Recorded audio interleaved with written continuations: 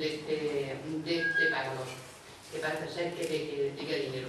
En fin, yo lo único que quiero, y con esto ya termino, es, por supuesto, agradecerle a don Esteban la amabilidad que ha tenido para abrirme los ojos ante esta disciplina que para mí era totalmente nueva, pero que efectivamente yo he encontrado ahí una fuente de un valor casi incalculable para poder seguir investigando.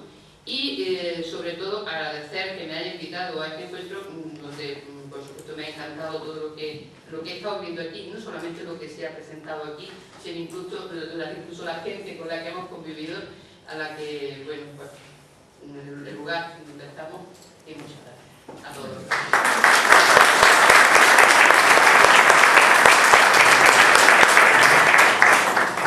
Bueno, muchas gracias, Matilde, por tu brillante y precisa exposición sobre las relaciones que tiene la historia de la contabilidad con la historia de la contabilidad. Entonces yo pienso que seguiremos, ¿verdad?, haciendo que los expositores pongan sus textos, lo que tengan que decirnos, y luego al final espero que sobre un poco de tiempo para poder hacer alguna pregunta y empezar con nosotros. Entonces ahora tiene la palabra el profesor Máximo Chambotti, que es profesor de Economía Occidentales en la Universidad de Estudios de Urbino, Carlos Bo, que ha sido nombrado recientemente, hace unas semanas, pues decano de la Facultad de Estudios Económicos, bueno, ahí llaman presidente, vamos, es nuestro decano, y que además, una cosa que para mí es la más importante de todas, era muy amigo de Carlos Antinor, nuestro violado, todos lo conocíamos, todos le queríamos, estuvo aquí con nosotros muchísimas veces, participando en nuestros encuentros y pues dándonos lecciones, ¿verdad?, de historia de la contabilidad con cuanto a la sabiduría. Profesor Máximo Chambotti, tiene usted la palabra.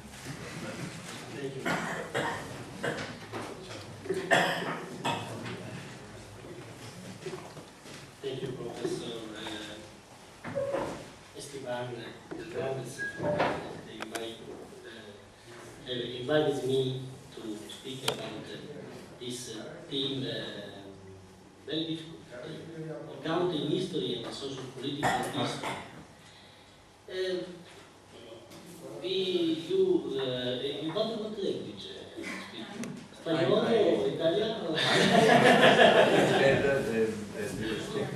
Your natural language, your mother language,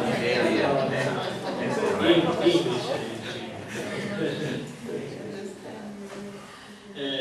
You have the full paper, and I read some part of the full paper. In the first point of my paper, I have analyzed the relationship existing between accounting language, business language, the environment, and the history. From a historical point of view, numerous studies have examined such a relation, highlighting how the structural, functional, and even the conceptual characteristics of firms themselves have changed over time. This change coincided with change in relative accounting languages themselves, in both of their formal as well as substantial contexts.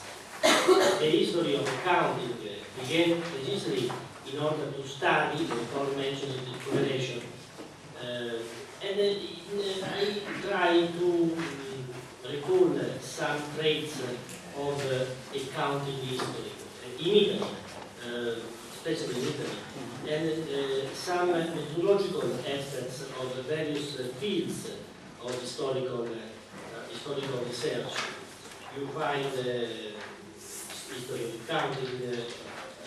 I note that there are a lot of fields, history of accounting, history of schools of thought, of history of firms, or history of the accounting profession. Whatever research strand is chosen, studies conducted within the accounting history area should always be viewed in the evolution of the relationship between the companies and scientific and operative activities of man in each historical period and in every place which is in life. I try to evidence two major pitfalls or risks which threaten the research conducted by accounting historians. The first pitfall is that of investigating the historical sources in a limited manner, checking and analyzing only the registration characteristic of the accounting method used, without forcing oneself to use the information contained in the registers or in the accounting documents in order to depict the history or the fact to which the written documents refer, and also to study the socio-economic environment in which they develop. An overly narrow definition of accounting history is to be strictly avoided, as it confines the research to certain technical and methodological problems. The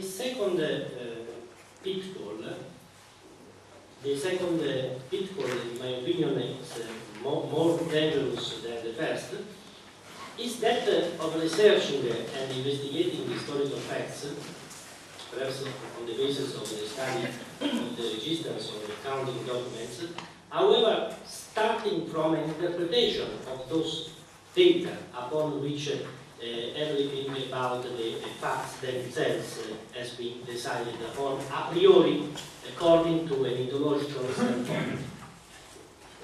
This deprives accounting history as a discipline of any possibility to reach objectivity in study and in the description of those past facts.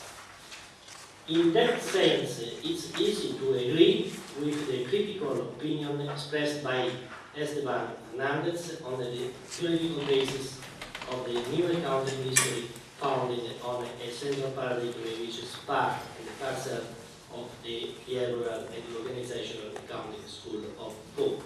This school considers accounting to be an organizational element of society, to be studied as a configurative ingredient of the social and organizational context of the society, and not as a technique. I turn to integrate the accounting history and the historical understanding of socio-political facts.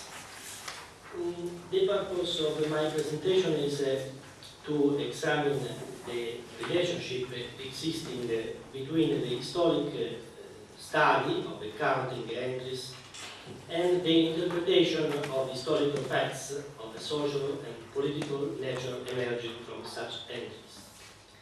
In doing so, reference is in particular made to certain accounting registers from the beginning of the 15th century. In Italy, libraries and state archives, whether municipal or belonging to other public and private entities, are replete with accounting registers and administrative documents going back to the medieval times, many of which have been subjected to analyze the accounting historians. I have some possible bias in the interest of simplifying this process. I try to recall the following themes of analysis that emerge from the accounting register that have already been examined by various philosophers in the study and the research conducted in Italy. For example, power relations between cities or the diverse hereditary dominions, the citizen and organism proposed for the running and administration of a cathedral, abbeys, or other institution, hospital, castle, etc. Judicial, administrative, and tax codes of the states and the public entities, particularly the accounting system in use in the communes. The nature of the domination of states over single territories. Political power, the ability to mine currency, and the determination of exchange rate fluctuations. For example, they start